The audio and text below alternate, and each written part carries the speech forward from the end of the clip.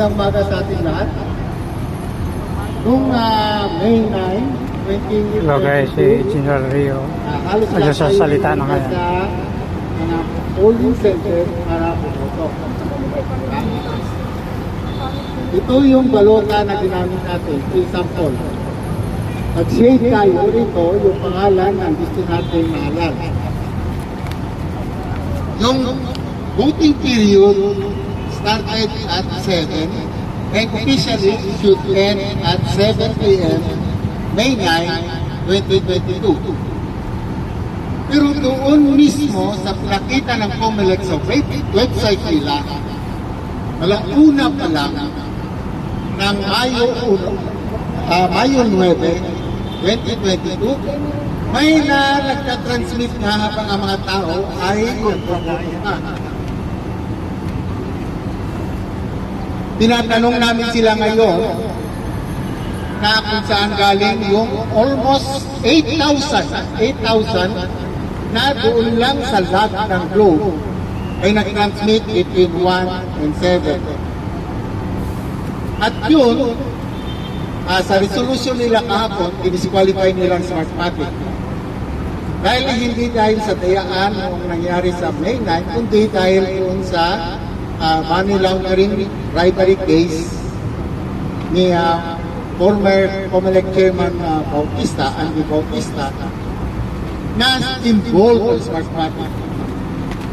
Kung ang Smartmatic nag-bribe ng 1 billion pesos noong 2016, hindi kaya pwede rin sila nag-bribe nitong 2022. At marami tayong ebidensya na talagang may irregularidad ang 2022 election na gusto natin ipa-explain sa COMELEC.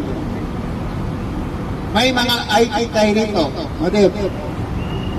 May mga batang IT tayo rito na makapagpasabi na mga imposible na mayroon isang IP address 192.168.0.2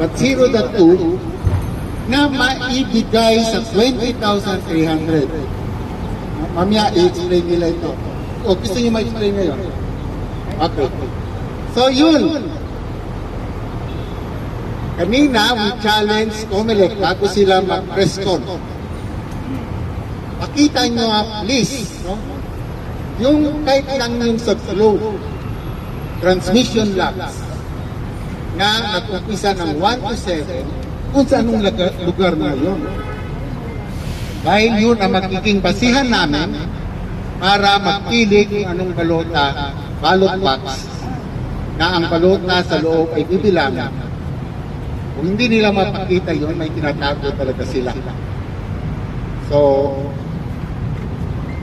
talagang kami sigurado na doon sa pipiliin namin ng mga ballot boxes, may kayaan talaga mapapakita natin sa publiko. At ito ang magpapatunay sa lahat na may dayaan noong Mayo 9, 2022 at ang Smartmatic ang involved. Maraming salamat.